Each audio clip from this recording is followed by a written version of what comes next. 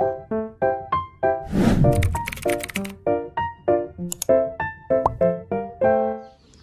welcome back to my YouTube channel, and for today's tutorial, I will be teaching you on how to see profile views on TikTok, or kung ilan na nga ba yung nagbe-views sa ating TikTok profile. But first, kindly subscribe to my channel and don't forget to hit the subscribe button and the bell to notify you for my new updates. And if you want to learn more, just keep on watching, and let's start.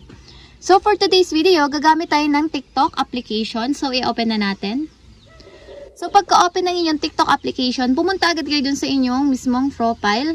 Tapos may makikita kayo dun sa upper corner ng inyong profile na parang eyes na sign.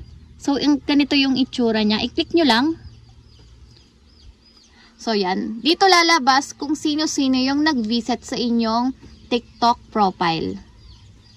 And that's it. We have successfully see profile views on TikTok.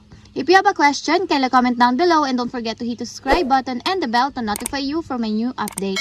And thank you for watching!